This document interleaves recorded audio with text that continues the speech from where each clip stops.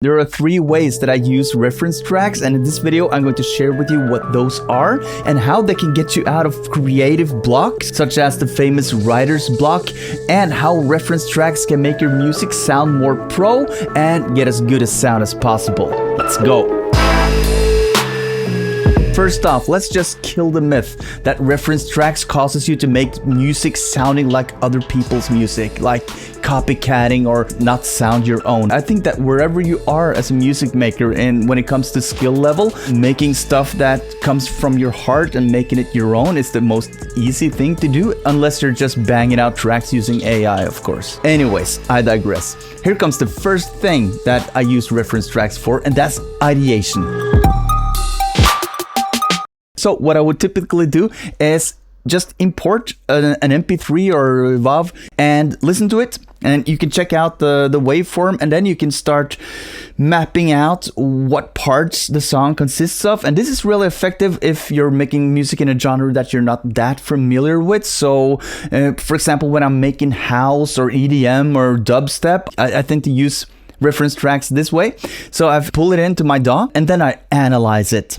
So I find out, okay, where's the intro, where's the hook, where's the chorus, and where's the verse and the bridges and the outro and everything, and just map everything out. And then I will go and make something my own based on that structure. So that's like copying the structure of the song, and it's really hard again to make an exact same copy of that song, but I can still use the same tempo, the chord progression, and so on, and maybe same-ish sounds.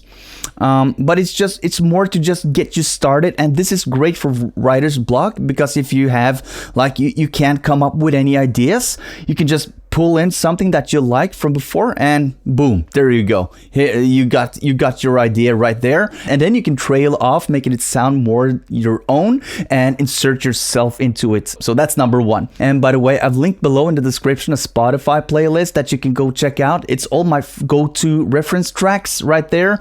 Only in the urban genres though, because I don't mix country or rock and that stuff. Even though I like music like that as well, the world has just treated me that way, that I've only done urban type of music, like transient heavy music, but that's me. Also in the description below is a mixing guide that I've compiled. You can download it for free. Just go to subphotic.com/mixing, or I have it also in the description below. So if that might sound helpful to you, just do that, download it, link in the description. Now, the second way I've used reference tracks in the past is for instrumentation. Get an idea of what instruments to layer, what sounds to use in a production. So this is not the same as the previous thing where I was more into the arrangement part of it and the ideation, but this is for instrumentation and to make sure that all parts of the frequency spectrum is filled out with something, even though you can leave gaps, especially when making beats. You want to have some gaps in the 500 to 3 or 4K area, but you should have something going on across the frequency spectrum. Otherwise, you risk your production to sound a bit thin and unprofessional, if you get my meaning. I've studied a lot of songs, listened for what sounds are represented in the different frequency areas, what's on the left, what's on the right, what's dead center, listening analytically, like where's the bass at and where's the kick in comparison to the bass, and just like try to become a bit more informed about what other producers and mix engineers do with their songs. And so then when you're going back to the writing board, you can take note of what should be represented in the frequency spectrum. Just as an example, you have a piano going on and then you have a guitar going on, and you might pan them to each side. You might consider pitching the piano or the guitar down an octave, for example. You can do this with pitch plugins and saturation in the mixing process, but I don't recommend that if you can avoid it in the production. That's the instrumentation part of the reference tracks. I remember in music class at school, we had this assignment where we were listening for different instruments in an orchestra, for example. It's basically the same thing, but now you're doing it for a much more noble cause. You're making great sounding music. Now, if you like this video so far, hit the like button and let me know in the comments whether or not you're using reference tracks. And if so, do you have any recommendations? Do you have any reference track that are your go-to, for example? Share with us in the comments below. Thanks. Now, the last one is a famous one, but it's also a bit difficult to grasp. I've tried to do this many times, but I've failed often. And now I'm starting to get the grasp of it. I think it's kind of hard to wrap your head around it. Reference tracks when mixing and mastering, especially for mastering, but also for mixing, I think. So the main idea here is that you have, as I said previously, you have your set of go-to reference tracks. And if you mix a song that has a different soundscape than you've mixed before, you would have to dig up a new reference track that's in the same ballpark as that track, right? So you start off by listening to the song, and then you listen to the references, and then you try to figure out what in the reference do I want in my mix or my mastering session. So then you can start tweaking based on what you hear on the reference. Example, the snare. Is the snare louder than the vocal or softer or quieter?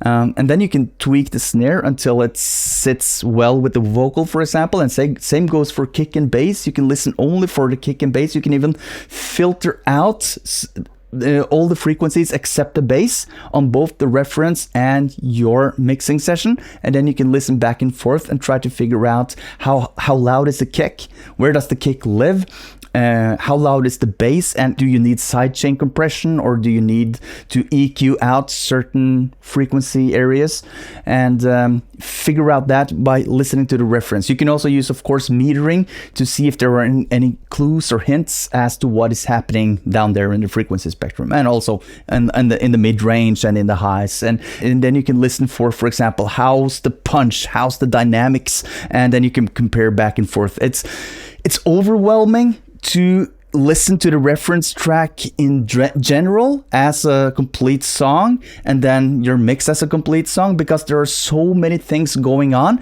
so you have to narrow it down. I think that's my experience, at least. Previously I was told you should have reference tracks. That's the hack, that's the shortcut to be a great mix engineer, and so I've tried using it. So it's almost like automation is something that everyone says you should do, but it's really hard to do it, and it's overwhelming because it's a gigantic discipline in and of itself. And also, so are reference tracks only for mixing and mastering. So listening for specific things in the reference, and then the same specific things in the mixing session, and then go back and forth and tweak in the mix until you think it sounds good. That's the way to go to use references, I think. And there are even plugins that will help you do this. They have some from Mastering the Mix, I think it's called, a plugin called Reference, and you have Magic AB.